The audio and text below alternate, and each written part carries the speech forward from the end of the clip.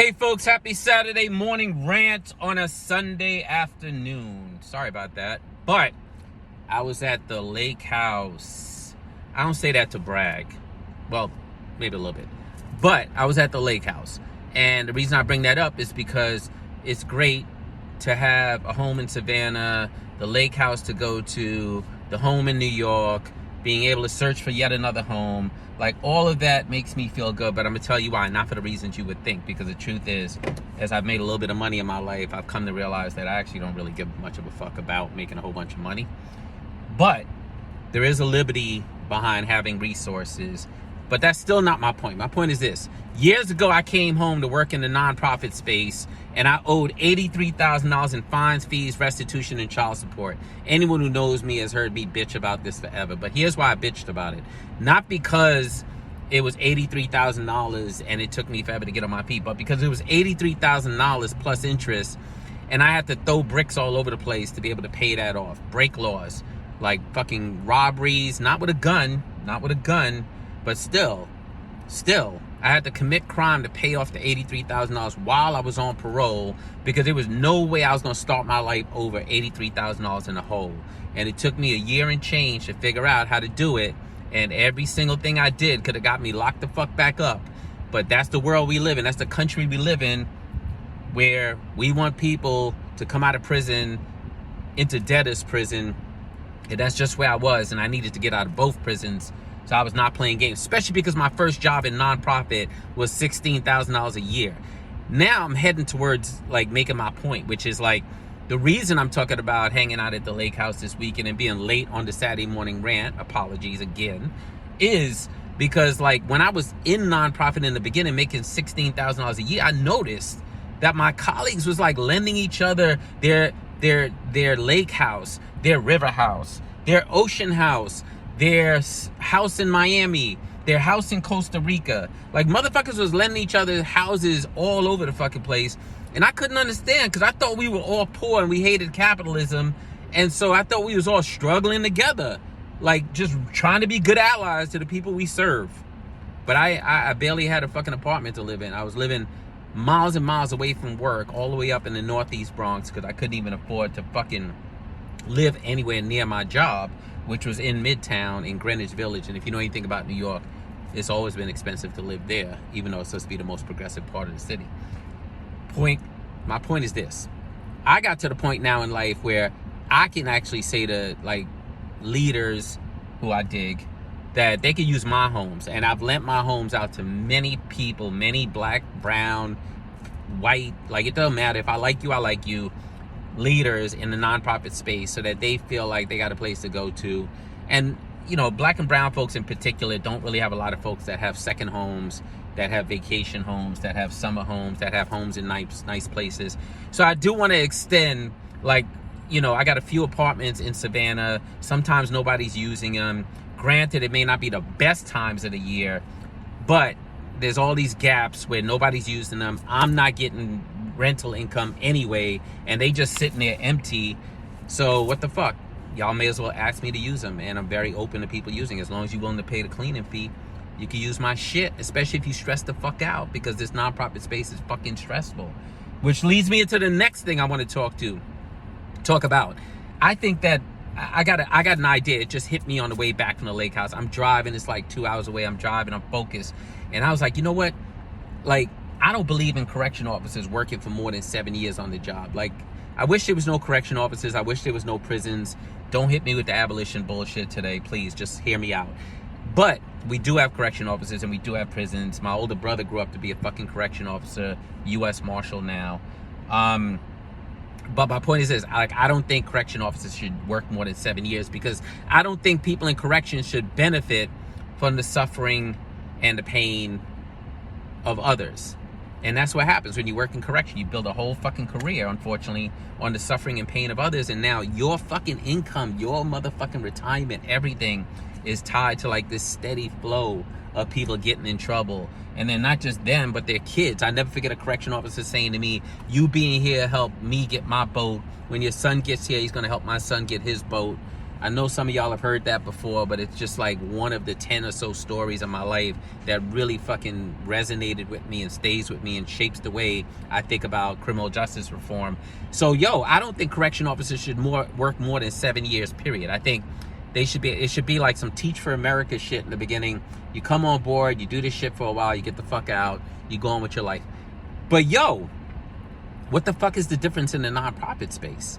I think no one should run a nonprofit for more than 7 years. I think the IRS should actually put that in the motherfucking regulations or something. And I don't really like regulations. I've become much more moderate as I've gotten older. But there's some places where we need to like tell motherfuckers what to do, because otherwise they do what the fuck they want to do.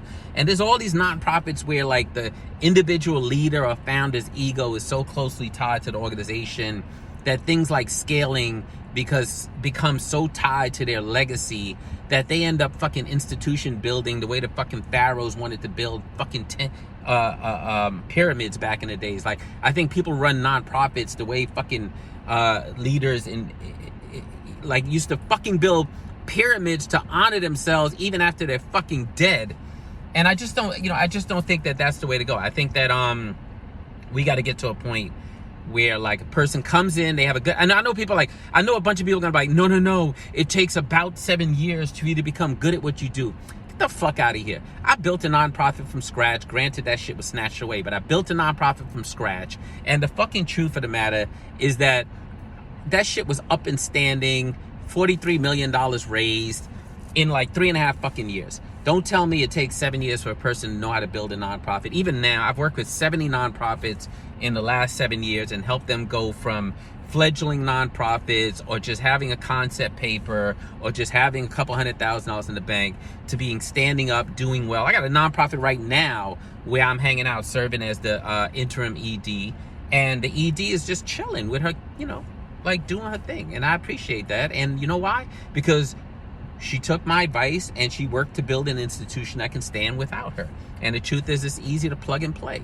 Like, no one will have the charisma of her and the vision of her for her vision, but someone else can come in and lead the same way a motherfucker could run yahoo.com one day and run Best Buy the next day.